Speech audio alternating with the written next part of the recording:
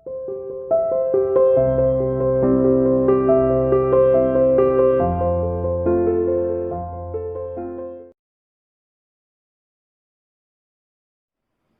dear student, welcome to CA International School online classes. My dear plus 2 commerce class unit 3 business environment हमने start किया था, जिसका topic business environment क्या है, features, importance हम सब डिस्कस कर चुके हैं. Today we will discuss about component of business environment. ठीक है, हमें ये पता है बिजनेस एनवायरनमेंट क्या है. बिजनेस एनवायरनमेंट बहुत से फैक्टर से मिलकर बना हुआ है, जिस पर एक संस्था को जो है कॉन्स्टेंटाइज रखनी होती है. अगर उस पर वो ध्यान नहीं रखेगी, कॉन्स्टेंटाइज नहीं रखेगी, तो कंपटीशन में आगे नहीं चल पाएगी, ना ही लंबे समय तक टिक पाएगी. तो इसमें बहुत से फैक्टर आते हैं बिजनेस एनवायरनमेंट में, वो भी मैं आपको डिस्कस कर चुकी थी. आज इसके डिटेल पर डिस्कस करेंगे. बिजनेस एनवायरनमेंट के फैक्टर कुछ इंटरनल थे, कुछ एक्सटर्नल. तो आज हम डिस्कस करेंगे कंपोनेंट ऑफ बिजनेस एनवायरनमेंट में इंटरनल एनवायरनमेंट क्या है.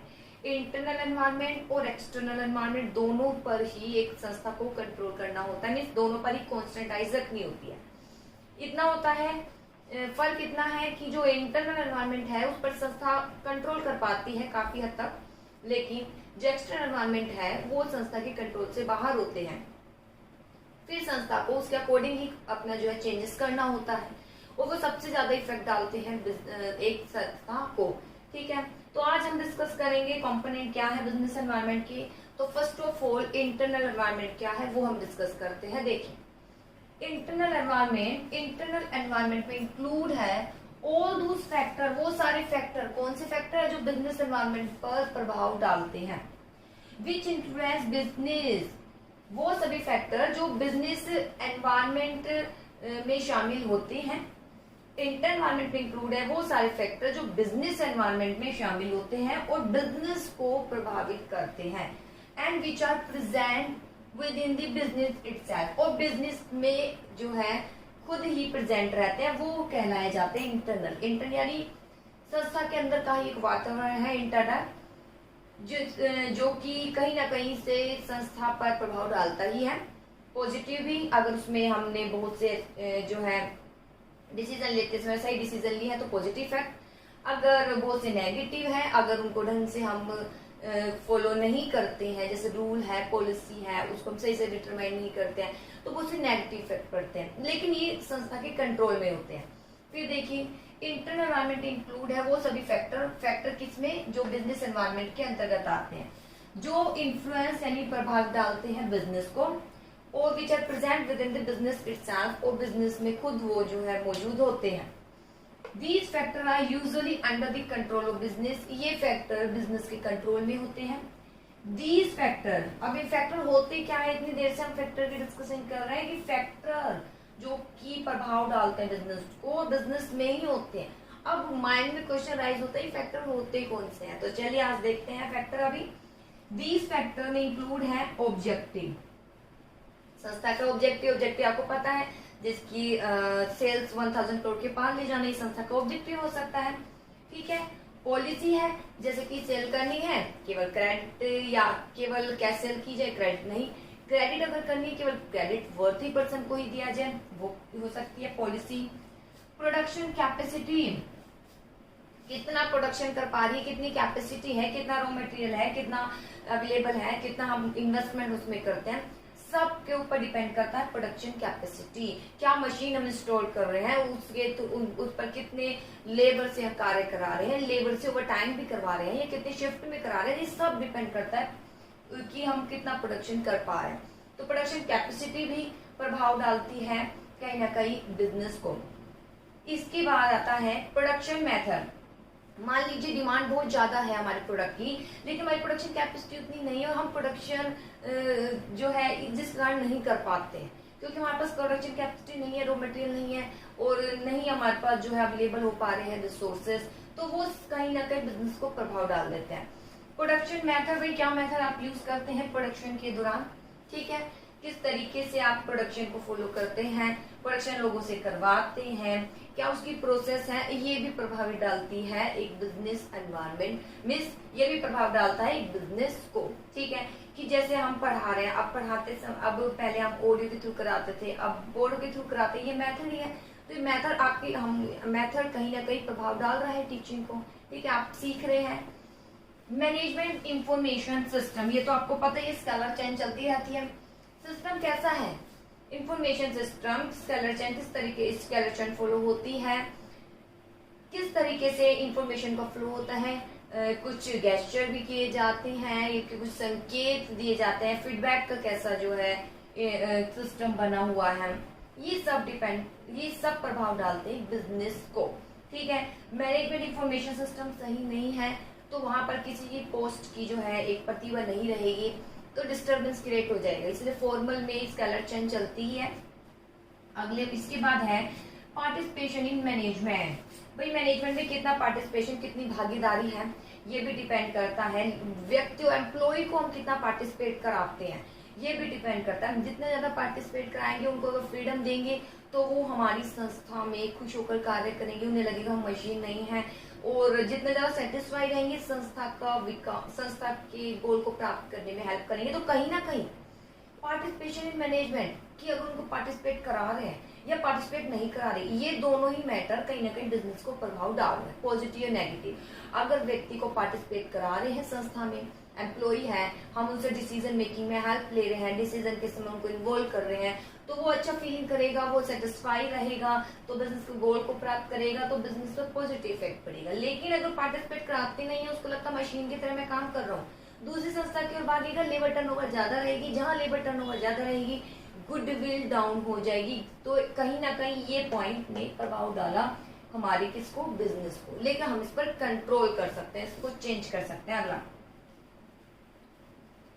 Composition of board of director. Board of director आपने प्लस 1 में पढ़ाई है, ठीक है, इलेक्ट किए जाते हैं शेयर होल्डर द्वारा। तो ये कितने हैं, ठीक है, इनके शेयर्स का भी आपने पढ़ा है कि इनके शेयर्स भी होना जरूरी होता है, कितने इनके शेयर्स है और बोर्ड ऑफ डायरेक्टर है कितने, किस तरीके से वो पॉलिसी बनाते हैं, किस तरीके से ऑब्जेक्टिव निर्धारित करते हैं, किस तरीके से इनकी कंपोजिशन, रचना में कितने डायरेक्टर है मेनली रूप से, वो भी प्रभाव डालती हैं एक बिजनेस को, ठीक है। क्या उनका आपस में कोऑर्डिनेशन बैठता है? कोऑर्डिनेशन ही नहीं बैठता तो कहाँ बिजनेस को चलाएंगे, ठीक है। जैसे हमारे तिवारी सर है, ब्रह्मजीत सर है, दोनों आपस में कोऑर्डिनेशन नहीं बैठाएंगे तो कैसे वो एक साथ इस स्कूल को चला पाएंगे, नहीं चला पाएंगे। तो वही composition of board of director. इसके बाद मैनेजरियल एटीट्यूड, जो व्यक्ति का है मैनेजरियल एटीट्यूड कैसा है, कैसा एनवायरनमेंट प्रदान करते हैं एम्प्लॉय को, ये सारा मैनेजरियल एटीट्यूड में शामिल हो जाता है। कैसी प्रवृत्ति है, क्या एक मैनेजर ही है, क्या उसमें लीडर की भावना है, लीडर होना जरूरी है मैनेजर का, क्या वो केवल एक मैनेजर बना हुआ है, क्या वो लीडर भी है, क्या उसमें लीडरशिप की भावना है, वो सब आ जाएगा एटीट्यूड में। ये प्रभाव डालता है एक संस्था को। एक मैनेजर केवल मैनेजर बनकर ही कार्य करेगा तो इट मीन्स वो केवल सामने वाले को कठपुतली समझेगा, उसकी फीलिंग को ध्यान में नहीं रखेगा, तो कहीं ना कहीं डिससेटिस्फेक्शन उत्पन्न होगा, व्यक्ति जानने की कोशिश करेगा, चला जाएगा, संस्था पर इफेक्ट पड़ेगा, यानी बिजनेस को प्रभाव डाल देगा ये पॉइंट। लेकिन अगर उसका एटीट्यूड अच्छा रहेगा, वो एक लीडर की भी भावना, लीडर जो है बनकर, मैनेजर भी और लीडरशिप की लीडर भी बनकर लोगों की समस्या को सुनता है, सोल्यूशन करता है, तो इट मीन्स बिजनेस में पॉजिटिव इफेक्ट पड़ेगा, व्यक्ति सेटिस्फाई रहेंगे, गोल प्राप्त करेंगे, बिजनेस में पॉजिटिव इफेक्ट। तो कहीं ना कहीं ये पॉइंट भी बिजनेस को प्रभावित डालता है, जो कि इंटरनल एनवायरनमेंट में शामिल है। इसके बाद आता है ऑर्गेनाइजेशनल स्ट्रक्चर। स्ट्रक्चर आता है दो प्रकार की, कि वही कैसा स्ट्रक्चर है, ठीक है, मीन्स फंक्शनल है, ठीक है, या डिविजनल है, मीन्स कितने प्रोडक्ट बना रही है, ये भी डिपेंड करता है बिजनेस पर। कितने प्रोडक्ट बना रही है, एक बना रही है, दो, और उसमें कितने विभाग बनाए हुए हैं। ऐसा तो नहीं कि दो प्रोडक्ट बना रही है, दो प्रोडक्ट मतलब जिसकी प्लानिंग अलग है, जिसका मार्केट अलग है, जैसे कि ठीक है स्कूटी है, कार है, दोनों का मार्केट अलग है, दोनों की जो है प्रोसेस अलग है बनाने की। अब दोनों को एक ही डिपार्टमेंट संभालेगा तो नहीं हो पाएंगे गोल को अचीव। आपने पढ़ा है जो 14 प्रिंसिपल है, तो कहीं ना कहीं ये पॉइंट भी बिजनेस को प्रभावित करता है। अगर यहाँ पर डिसीजन सही नहीं लिए गए तो कहीं ना कहीं बिजनेस प्रभावित होगा, इसलिए ये पॉइंट भी इंटरनल एनवायरनमेंट प्रभाव डालता है बिजनेस पर। इसके बाद आता है feature of human resources. Human resources के फीचर क्या है, यानी जो व्यक्ति आए हुए हैं कैसी क्वालिटी, ये मैंने आपको पहले ही बताया था। जब व्यक्ति को अपॉइंट किया जाता है तो व्यक्ति में हम कैपेबिलिटी देखते हैं, क्या वो उस पोस्ट के योग्य है, क्या उसमें एबिलिटी प्लस इंटरेस्ट भी देखा जाता है, इसलिए बहुत से टेस्ट भी कंडक्ट किए जाते हैं। इंटरेस्ट टेस्ट भी था, इंटरेस्ट है या नहीं, उसमें एबिलिटी है या नहीं, क्या वो ऑनेस्ट है, ये सब कुछ उसमें देखा जाता है। तो ये सब फीचर में आ जाते हैं। अगर वो उसमें एबिलिटी है फिर भी इंटरेस्ट नहीं दिखाता है, वो इंटरेस्ट ही नहीं है, एबिलिटी है लेकिन इंटरेस्ट नहीं दिखा रहा है, इट मीन्स वो ये काम करना नहीं चाहता लेकिन मजबूरी में कर रहा है। तो कहीं ना कहीं वो जो है उतना परसेंट 100% अपना नहीं दे पाएगा परफॉर्मेंस जितना वो दे सकता है। तो कहीं ना कहीं परफॉर्मेंस में कमी दिखेगी, बिजनेस पर प्रभाव भी डालेगा। फीचर ह्यूमन रिसोर्सेज कैसे, हाई अच्छी क्वालिटी के क्या डेवलपमेंट, सब कुछ है कैसे, क्या व्यक्ति को ट्रेनिंग के साथ डेवलपमेंट भी दिया जाता है, डेवलपमेंट है तो हाई रिस्पॉन्सिबिलिटी को संभाल सकते हैं। ये सब फैक्टर डिपेंड करते हैं कि संस्था आगे बढ़, संस्था मतलब ये सारे फैक्टर संस्था के गोल को प्राप्त करने में हेल्प करते हैं। अगर इसमें सही डिसीजन लिया जाए तो वो कहीं ना कहीं ये प्रभाव डालते हैं बिजनेस को। ये तो पॉजिटिव बिजनेस एनवायरनमेंट मतलब जो संस्था को प्रभावित कर रहा है, जो बिजनेस को प्रभावित कर रहा है, या तो अपॉर्चुनिटी उत्पन्न होती है या थ्रेट्स उत्पन्न होते हैं, यानी कुछ नेगेटिविटी आती है पॉजिटिविटी। अगर ये सभी पॉइंट हम सही से फॉलो करते हैं तो पॉजिटिविटी आती है, बिजनेस के ऑब्जेक्टिव प्राप्त हो जाते हैं, और अगर नहीं करते तो नेगेटिविटी आती है। तो कहीं ना कहीं अगर इनमें कुछ कमी रह जाती है तो बिजनेस प्रभावित होता है। इट मीन्स बिजनेस प्रभावित होने का मतलब कि बिजनेस का गोल प्राप्त नहीं हो पाता है। तो यहाँ भी एक मैनेजर को इंटरनल एनवायरनमेंट को ध्यान में रखना होता है। जैसे पॉलिसी है, केवल कैश ही रखोगे तो नहीं हो पाएंगे गोल को अचीव। क्रेडिट भी कुछ रखनी चाहिए, क्रेडिट केवल क्रेडिट 40% को ही दी जाए जो कि इजिली जो है हमारी पेमेंट समय के अनुसार कर सकते हैं। तो ये भी हमें प्रावधान करना होता है। आप अगर किसी भी व्यक्ति, मान लीजिए एक शॉपकीपर दूसरे शॉपकीपर या एक बिजनेस दूसरे बिजनेस से डील करता है, उससे रॉ मटेरियल लेता है, तो जरूरी नहीं है कि हर बार वो एडवांस पेमेंट ही दे। कई बार क्या किया जाता है, उधार की सुविधा होती है, बिजनेस में उधार चलता ही है। अगर क्रेडिट बिजनेस तो क्रेडिट से भी चलाया जाता है, क्रेडिट देना ही पड़ता है, तभी बिजनेस में बहुत सारे व्यक्तियों को जोड़ा जा सकता है। आप सोचो कि हम उधार नहीं दे तो वहाँ जो है व्यक्तियों के जुड़ने की संख्या कम हो जाती है। जहाँ अगर आप फैसिलिटी ये प्रोवाइड करेंगे, उधार की भी फैसिलिटी, लेकिन भाई टाइम दे देंगे, इस टाइम में आप जो है हमारे पेमेंट कर दीजिए, तो व्यक्ति ज्यादा जुड़ेंगे। बैंकों में देखिए, बैंकों में भी तो इस तरीके से लोन प्रोवाइड करे जाते हैं और ज्यादा कस्टमर जुड़ जाते हैं उनसे, तो कहीं ना कहीं कस्टमर उनसे जुड़ जाते हैं, बैंकों से जुड़ने का एक साधन बन जाता है, एक लोन देना, उधार देना। तो ये कहीं ना कहीं पॉइंट प्रभाव डालते हैं बिजनेस को, इन पर सही डिसीजन लिए गए हैं या नहीं। आई होप ये समझ आया होगा। ये है बेटा इंटरनल एनवायरनमेंट। फिर बता देते हो इंटरनल एनवायरनमेंट में इंक्लूड है वो सभी फैक्टर जो बिजनेस पर प्रभाव डालते हैं, जो बिजनेस में ही होते हैं और जिन पर these factor usually under control में होते हैं बिजनेस के। इसमें क्या है, सबसे पहले हमारे ऑब्जेक्टिव को प्राप्त करने के लिए क्या बनाई जाती है, policies, production capacity, method, information system है, participation, composition, managerial attitude, structure बता ही दिया है, और फीचर ऑफ ह्यूमन रिसोर्सेज। तो ये है बेटा इंटरनल। अब हम एक्सटर्नल की ओर आ जाते हैं। इंटरनल में ही मैं टूल किट आपको करा देती हूँ। टूल किट क्या है, बहुत सिंपल, मिनी की है जैसे मैंने अभी कराया है। इट रिफर टू वो सभी फैक्टर जो प्रभाव डालते हैं बिजनेस को, बिजनेस में ही प्रेजेंट होते हैं और जिस पर बिजनेस कंट्रोल कर सकता है। अब सीधा हम एक्सटर्नल एनवायरनमेंट पर आ जाते हैं। एक्सटर्नल एनवायरनमेंट क्या है, तो एक्सटर्नल एनवायरनमेंट क्या होगा, एक्सटर्नल एनवायरनमेंट इसका ही रिवर्स होगा। जो संस्था के अंदर यानी इटसेल्फ यानी संस्था में नहीं होते, संस्था के बाहर होते हैं और कहीं ना कहीं संस्था को प्रभाव डालते हैं, और जिस पर संस्था का शायद कंट्रोल होता भी नहीं, थोड़ा बहुत हो जाए वरना कंट्रोल होता ही नहीं है। इन पर संस्था कंट्रोल होता है, इन पर संस्था का कंट्रोल नहीं होता है। जैसे देखिए एक्सटर्नल एनवायरनमेंट आर दूज जिसमें इंक्लूड है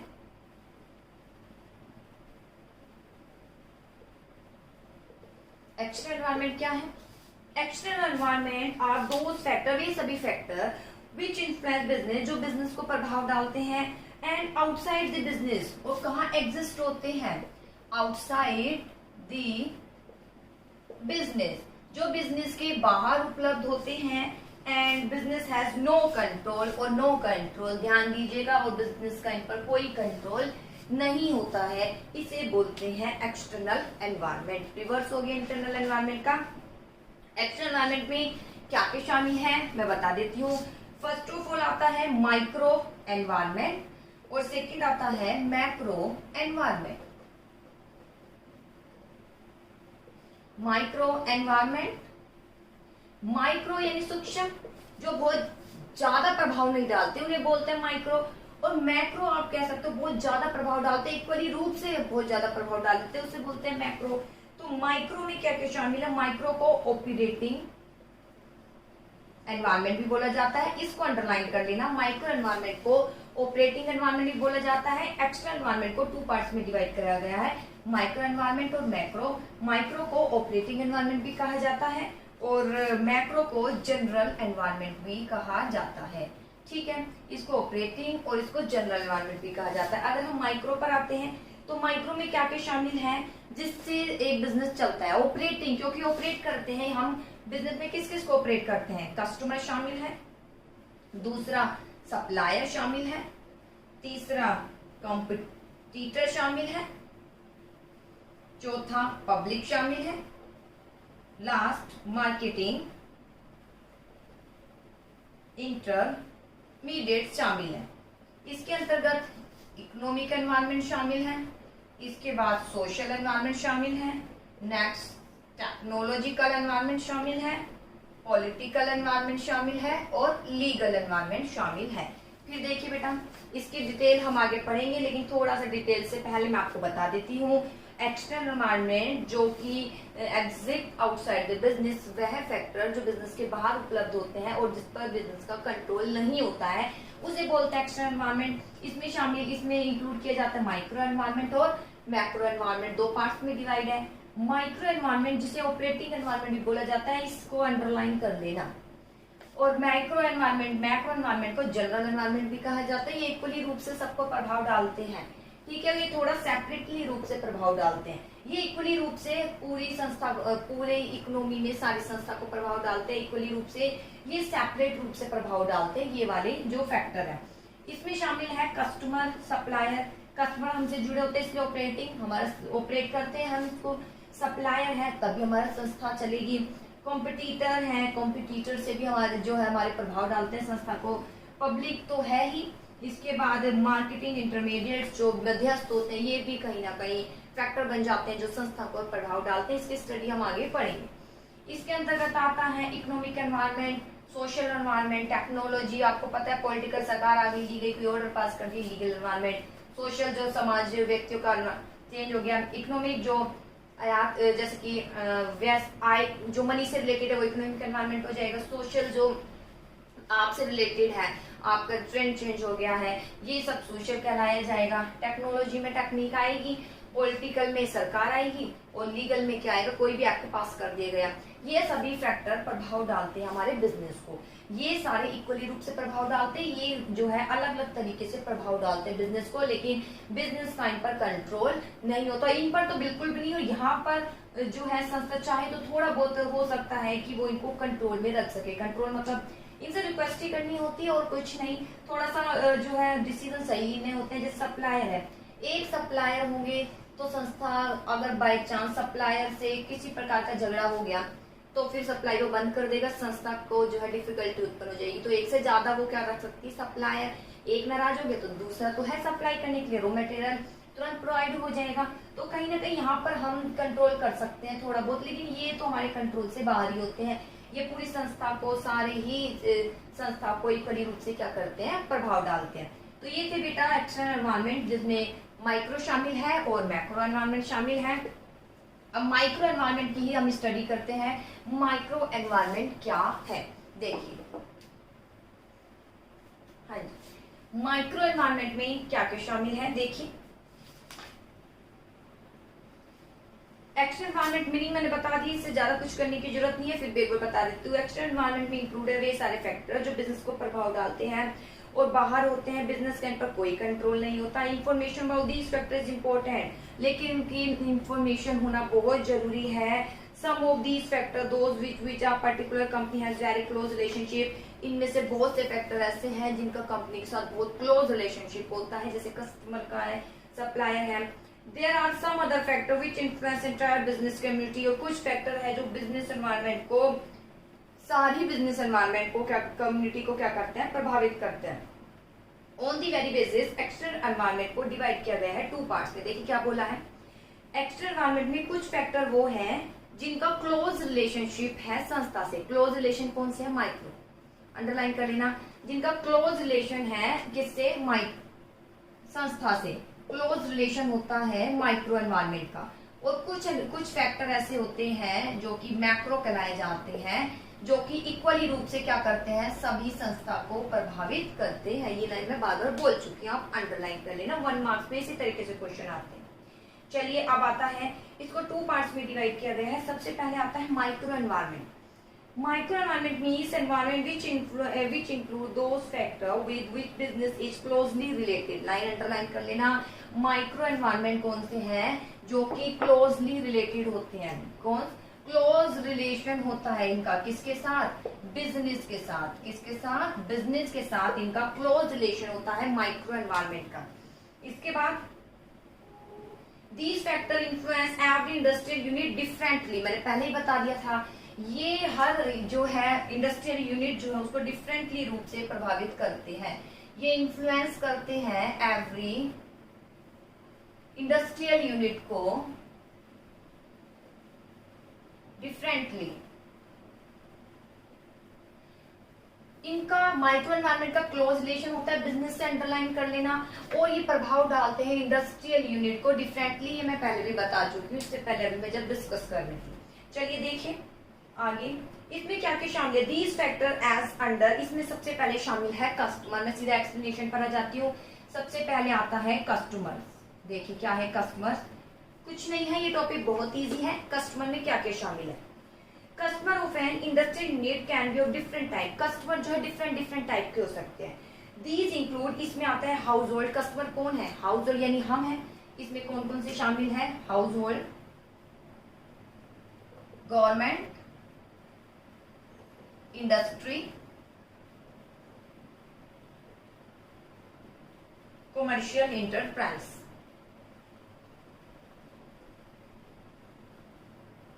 ठीक है, ये सब इसमें शामिल होते हैं। फिर देखिए customer of an industry can be different type के हो सकते हैं। इसमें इंक्लूड है हाउस होल्ड, सबसे पहले हम। दूसरा गवर्नमेंट भी हमारी कस्टमर होती है, क्योंकि गवर्नमेंट भी लेते हैं, जैसे कि जो उत्पादन किया जाता है, ठीक है, तो गवर्नमेंट जैसे कि ये अनाजों का होता है, प्रोडक्शन किया जाता है फार्मिंग में, तो ये क्यों लेती है, सरकार लेती है। फिर सरकार क्या करती है, इससे राशन की दुकानों पर भेजती है, और जो कि सैनिक है उनकी ओर भेजती है। ठीक है, तो हाउस होल्ड भी होते हैं कस्टमर। आपने इकोनॉमिक्स में पढ़ा होगा, सेकंड नंबर में फ्लो जो मॉडल में फ्लो मॉडल आपने पढ़ा है, ठीक है, तो उसमें आपने पढ़ा होगा कौन कौन से होते हैं, हाउस होल्ड भी होते हैं। सेक्टर पढ़े ना, जिसमें प्रोड्यूसर सेक्टर आता है, हाउस होल्ड सेक्टर आता है, गवर्नमेंट सेक्टर भी आते हैं। तो हाउस होल्ड भी कस्टमर है, गवर्नमेंट भी कस्टमर होती है। इंडस्ट्री, एक इंडस्ट्री दूसरी इंडस्ट्री से लेती है, वो भी कस्टमर है। और कमर्शियल एंटरप्राइज यानी कमर्शियली रूप से व्यापार करने के लिए जो है केवल बनी बनाई वस्तुओं को ही हम ले रहे हैं, इस तरीके से भी जो है जो संस्थाएं होती हैं वो क्या है, जैसे यहाँ तो रॉ मटेरियल इंडस्ट्री एक इंडस्ट्री दूसरी इंडस्ट्री को दे रही है, और यहाँ पर ये कमर्शियल एंटरप्राइज क्या कर रही है, बनी बनाई वस्तु को ले रही है और आगे सेल करवा रही है, तो वो भी हमारे क्या कहलाए जाते हैं, कस्टमर कहलाए जाते हैं। तो कस्टमर कौन कौन है, हाउस होल्ड है, फिर गवर्नमेंट है, इंडस्ट्री है और कमर्शियल एंटरप्राइजेज है, ये सब कहलाए जाते हैं कस्टमर। आगे, the number of different type of customer highly influence of firm. ये विभिन्न प्रकार के जो कस्टमर है बिजनेस को प्रभाव करते हैं। For example, suppose a firm supply goods only to the government. मान लीजिए फर्म जो है सप्लाई करती है, फर्म क्या कर रही है, सप्लाई कर रही है, केवल किसको सप्लाई कर रही है, गवर्नमेंट को। केवल किसको सप्लाई कर रही है, गवर्नमेंट को सप्लाई कर रही है। और बाय चांस अगर यहाँ ये गवर्नमेंट इसका लेना बंद कर दी और केवल इसी को सप्लाई करती है, तो इसकी सप्लाई बंद हो जाएगी, इसको हो जाएगा लॉस। इसलिए संस्था के लिए जरूरी है कि कस्टमर एक नहीं एक से ज्यादा होने चाहिए। जैसे देखिए, it means firm has only one customer. अगर फर्म का एक ही कस्टमर है, if because of some reason their relation get soured, अगर किसी भी रीजन से उसके रिलेशन खट्टे या खराब हो जाते हैं दूसरे के साथ, दी सप्लाई गुड्स विल स्टॉप, तो सप्लाई होनी बंद हो जाएगी। सामने वाला तो ले ही नहीं रहा है, ठीक है, कस्टमर वो ले ही नहीं रहा सामान। In this case close of that firm is certain, और जब वो लेगा नहीं, वस्तु बन चुकी है, तो लॉस होगा और ज्यादा लॉस हो जाएगा, तो संस्था क्या हो जाएगी, क्लोज। संस्था क्या हो जाएगी, क्लोज हो जाएगी। आगे, clearly indicate that customer do influence business। इस प्रकार हम क्लियरली कह सकते हैं कस्टमर किसको प्रभाव डालते हैं, बिजनेस को प्रभाव डालते हैं। And firm should make effort to have different kind of customer, इसलिए फर्म को प्रयास करना चाहिए उसके डिफरेंट क्या होने चाहिए कस्टमर। कुछ नहीं, एक्सप्लेनेशन बहुत इजी है। आपको क्या बताना है, कस्टमर कौन कौन से होते हैं, house hold, government, industry, commercial enterprise है। और अगर संस्था के केवल एक संस्था जो है सप्लाई केवल एक ही कस्टमर को कर रहे हैं, यानी एक ही कस्टमर बना हुआ गवर्नमेंट या हाउस होल्ड ही है, और बाय चांस मेन तो गवर्नमेंट समझ लीजिए, गवर्नमेंट करा हुआ है जैसे अकॉर्डिंग टू आपके एग्जांपल, और ये सप्लाई करना, ये जो है वस्तु को लेना बंद कर दे, तो फिर ये सप्लाई कहाँ करेगी, संस्था नहीं कर पाएगी। संस्था को क्या हो जाएगा, लॉस हो जाएगा। ज्यादा लॉस होगा तो संस्था हो सकती है क्या हो जाए, क्लोज हो जाए। तो यहाँ पर प्रयास करना चाहिए कि हर संस्था को, संस्था के एक कस्टमर नहीं, अनेक प्रकार के, अनेक कस्टमर नहीं, अनेक प्रकार मतलब हाउस होल्ड भी है, इंडस्ट्री भी है, कमर्शियल एंटरप्राइजेस भी है। इसके बाद आता है सप्लायर। तो सप्लायर में आप क्या करोगे, सप्लायर में भी वही आएगी बात कि अगर एक ही सप्लायर आप उससे जो है वस्तुओं को लेते हैं, सप्लायर रॉ मटेरियल ले रहे हैं, और बाय चांस अब उसी के साथ जो है आपके रिलेशन खराब हो गए किसी भी रीजन से, तो वो सप्लाई करना बंद कर देगा। फिर आप कैसे वस्तु को प्रोडक्शन कर पाओगे, नहीं कर पाओगे। तुरंत कहाँ से किसके साथ डील करोगे, नहीं कर पाओगे। तो किसको हानि उठानी पड़ेगी, आपको हानि उठानी पड़ेगी। इसलिए संस्था की कोशिश होनी चाहिए कि सप्लायर एक नहीं, एक से ज्यादा हो। जैसे देखिए लाइक दी कस्टमर की तरह सप्लायर भी संस्था को प्रभावित करते हैं। इफ अ बिजनेस हैज केवल एक सप्लायर है, ही गेट एनोड, यानी अगर वो नाराज हो जाता है, एनोड यानी नाराज हो जाता है, अगर वो नाराज हो जाता है किसी भी रीजन से, ठीक है, तो सप्लाई क्या कर देगा, बंद कर देगा। Because some reason supply goods की स्टॉप कर देगा। अब बिजनेस के लिए खतरा उत्पन्न हो जाएगा ये कि उसने सप्लाई बंद कर दी और वो डेंजर स्थिति में चल जाएगा, उसको लॉस उठाना पड़ेगा। इसलिए प्रयास करना चाहिए कि एक सप्लायर नहीं, एक से ज्यादा सप्लायर हो। इसके बाद आता है कॉम्पिटिटर। अब ये मत है ना कॉम्पिटिटर एक से ज्यादा होने चाहिए, ठीक है, कॉम्पिटिटर में थोड़ा अलग है। कॉम्पिटिटर्स क्या है देखिए, दी कॉम्पिटिंग फर्म भी प्रभाव डालती है बिजनेस को अनेक तरीके से। दे कैन डू बाई, कैसे करती है कॉम्पिटिटर, किस तरीके से प्रभाव डालते हैं। बाई चांस हमारे स्कूल के आज कोई एक स्कूल और आ जाए, ठीक है, तो किस तरीके से प्रभाव डालेगा। सबसे पहले तो स्कूल आके सबसे पहले अपनी फीस को ही कम रखेगा ताकि ज्यादा बच्चे वहां की ओर चले जाए, और कुछ नई फैसिलिटी प्रोवाइड करेगा ताकि हमारे बच्चे टूट कर उसके स्कूल में चले जाए। तो ये कॉम्पिटिटर भी संस्था को प्रभावित करते हैं। तो हमें ध्यान रखना चाहिए कॉम्पिटिटर आगे क्या स्टेप उठाने वाला है। देखिए दी कॉम्पिटिंग फर्म भी प्रभाव डालती है बिजनेस को बहुत तरीके से। दे कैन डू सो, ये किस प्रकार करती है, नए कुछ आइडिया, नए प्रोडक्ट लेकर आते हैं विद चीप रेट पर। अभी मैंने कहा ना वो जैसे स्कूल है तो वो ज्यादा कोशिश की यही रहेगी कि फीस कम रखी जाए। तो कॉम्पिटिटर जो है चीप रेट पर क्या लेकर आ जाता है, प्रोडक्ट लेकर आ जाता है, तो ताकि हमारे कस्टमर को तोड़ सके। इसके बाद बाय लॉन्च सब सेल प्रमोशन स्कीम कर देता है। सेल प्रमोशन मतलब एक के साथ एक फ्री, ठीक, कुछ स्कीम लागू कर रहा है। तो ये सभी कहलाया जाता है जो कि कॉम्पिटिटर के स्टेप संस्था को प्रभावित करते हैं। तो कॉम्पिटिटर भी संस्था को प्रभावित करते हैं। इसके बाद आता है पब्लिक। तो देखिए पब्लिक कौन कौन सी होती है। हाँ जी, देखिए public, first of all public has different constitute like the local public, press या मीडिया कह सके। इसमें दो प्रकार के आते हैं पब्लिक, लोकल पब्लिक जो कि हम हैं, और दूसरा कौन हो सकती है, प्रेस या आप कह सकते हैं जिसको हम क्या कहते हैं, मीडिया। अगर ये लोकल पब्लिक या मीडिया, मान लीजिए यहाँ पर कोई इंडस्ट्री है और आसपास के लोग उसकी कंप्लेन कर देते हैं कि इसके कारण नॉइज पोल्यूशन होता है, तो उस संस्था को क्या करना पड़ता है, वो उस पर एक्शन लिया जाएगा, उसको बंद किया जा सकता है। ऐसे देखते हो आप टीवी में, ठीक है।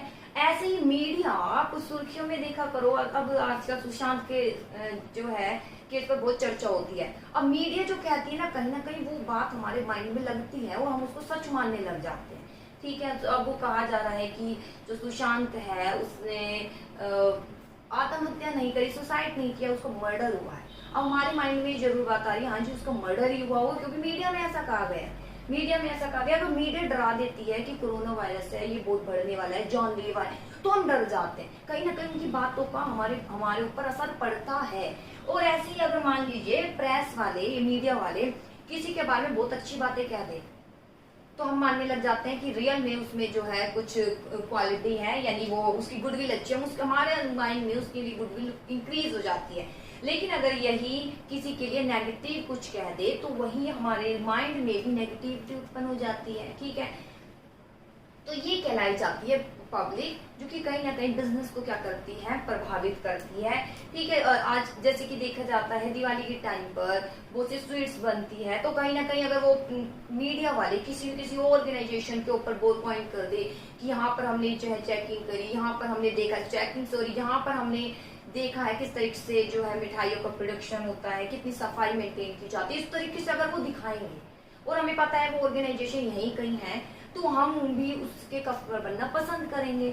और अगर वो उसमें नेगेटिव दिखा देगा तो हम भी डर जाएंगे। जैसे कि दिखा देते हैं कि दिवाली के टाइम पर क्या होता है कि मिठाई में मिलावट चलती है, ये कौन बताता है, ये हमें प्रेस ही तो बताती है। हमारे माइंड में भी चल जाता है कि ये मिलावट होती है और हमें पता है मिलावट होती है, लेकिन बहुत ज्यादा डरा दिया जाता है। ठीक है, तो कहीं ना कहीं नेगेटिविटी उत्पन्न कर देते हैं। तो ये प्रेस का बहुत ज्यादा रोल है बिजनेस को प्रभाव डालने में। देखिए, Public के different से local public press media the attitude behavior these constitute can affect business को प्रभाव डालते हैं। जैसे local population can oppose some established, जैसे local public है वो कुछ संस्था फंड जो एस्टैब्लिश हुई है तो उसके रहने पर उसने कहा है कि वो नॉइज करती है, तो उसको जो है यहाँ से हटाया जाए, किसी और एरिया में एस्टैब्लिश किया जाए, तो उस पर उसके लिए हर्डल उत्पन्न हो जाएगी बिजनेस के लिए, बिजनेस को चलाने।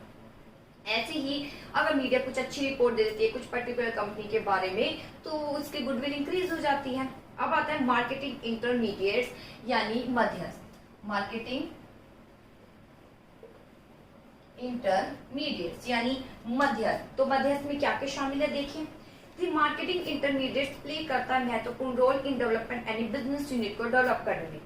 दे आर दोज पर्सन, ये मध्यस्थ वो पर्सन होते हैं जो रिड्यूस करते हैं, प्लस वन में खूब पढ़ा आपने किसके डिस्टेंस को, प्रोड्यूसर और एजेंट, बताने की जरूरत नहीं है, आपने खूब पढ़ा है, मैंने खूब पढ़ाया है। प्रोड्यूसर और एजेंट के डिस्टेंस को क्या करता है, दूर। कैसे, प्रोड्यूसर वस्तु को बनाता है और जो इंटरमीडिएट मेन आप कह सकते हैं कस्टमर, यहाँ आप कस्टमर लिख दीजिए। ठीक है, तो मार्केटिंग इंटरमीडिएट जो प्रोड्यूसर और कस्टमर, मेन आप कस्टमर लिखिए वो ज्यादा बेटर होगा। तो कस्टमर के जो है, क्योंकि ये एजेंट भी तो इंटरमीडिएट ही माने जाते हैं, आपने पढ़ा है, तो प्रोड्यूसर और कस्टमर लीजिए। जो प्रोड्यूसर और कस्टमर जो है उनके बिटवीन का जो डिस्टेंस बना हुआ उसको खत्म कर देता है। For example company sell it goods with the help of agent, agent के माध्यम से सेल करती है। Because of some reason all the agent get annoyed, मान लीजिए कि सारे ही किसी रीजन से, मान लीजिए सारे एजेंट क्या हो जाए, नाराज हो जाए विद द कंपनी के साथ और सेल करना बंद कर दे, तो फिर कंपनी के लिए क्या उत्पन्न हो जाएगा, क्राइसिस, संकट उत्पन्न हो जाएगा। तो कहीं ना कहीं ये भी क्या करते हैं, बिजनेस पर प्रभाव डालते हैं। तो ये था बेटा एक्सटर्नल एनवायरनमेंट की माइक्रो एनवायरनमेंट, जिनका क्लोज रिलेशन होता है बिजनेस के साथ और ये अलग अलग तरीके से प्रभावित करते हैं। लाइन अंडरलाइन कर लेना। कस्टमर में house hold, government, industrial, commercial enterprise. एक कस्टमर हमारे एक नहीं होने चाहिए, बिजनेस के एक होंगे, अगर नाराज हो गया तो वो जो है वस्तु को लेना बंद कर देगा, हमारे लिए चिंता की खबर हो जाएगी। सप्लायर एक नहीं होना चाहिए, किसी वजह से नाराज हो गया, सप्लाई करेगा नहीं, हमारे लिए खतरे की घंटी उत्पन्न हो जाएगी। कॉम्पिटिटर हमें देख लेना चाहिए कि कॉम्पिटिटर की क्या पॉलिसी है, कॉम्पिटिटर किस तरीके से प्रभाव डालते हैं, चीप रेट पर प्रोडक्ट ले आते हैं, तो हमें उन पर ध्यान रखना चाहिए, वो प्रभाव डालते हैं। पब्लिक में बता दिया, लोकल पब्लिक और प्रेस मीडिएट्स जो है ये भी प्रभावित करते हैं। ये प्रोड्यूसर या कस्टमर लिख लेना, कस्टमर के बिटवीन एक कड़ी होते हैं। अगर सारे एजेंट क्या हो जाए, नाराज हो जाए और वस्तु की सप्लाई करना बंद कर दे तो अस्तित्व ही खतरे में पड़ जाता है बिजनेस का। आई होप आपको ये टॉपिक क्लियर हुआ होगा। ओके बेटा।